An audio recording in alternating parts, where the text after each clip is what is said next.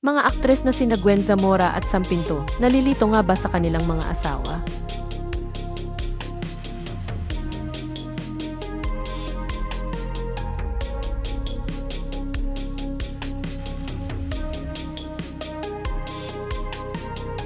Naging bisita ang mga aktres na sina Gwen Zamora at Sam Pinto sa programang Fast Talk with Boy Abunda nitong Huwebes, April 24, 2025.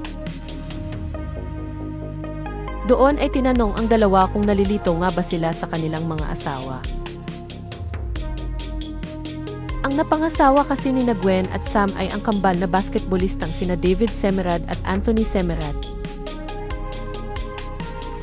Ikinuwento ni Sam sa naturang programa ang nangyari noong birthday niya.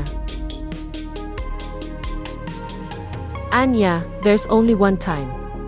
Kasi birthday ko ata yun sa kondo nila. Nagparty tayo.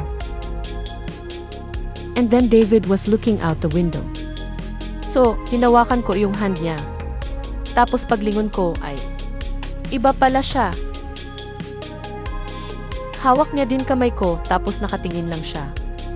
Ah, okay. Wrong person, okay, bye.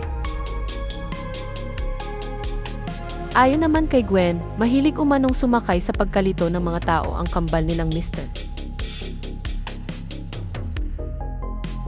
Anya, the thing is, they play along with it. They love it when people confuse them. So, they will just ride along with the joke. And then people at the giveaway room are like, wait, didn't I just see you? Inalala rin ni Gwen Zamora kung paano siya humingi ng tulong noon kay Sam Pinto, na dinidate na noon si Anthony Semerad para makalapit kay David Semerad. Ayon sa kanya, tumanggi pa noong una si Sam sa hiling niya.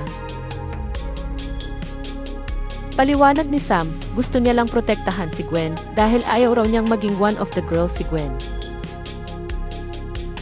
Ikinasal sina Gwen Zamora at David Semerad sa isang civil wedding ceremony noong February 2021 at sa isang church wedding ceremony noong December 12, 2022. Habang sina Sam Pinto at Anthony Semerad naman ay ikinasal sa isang civil wedding ceremony noong March 8, 2021. Sina Gwen at David ay may dalawang anak na sina Cooper John at Amber Misu, habang sina Sam at Anthony ay may isang anak na si Mia Aya. Dati nang magkasama sina Gwen Zamora at Sam Pinto sa Kapuso Gag Show na Bubblegum E!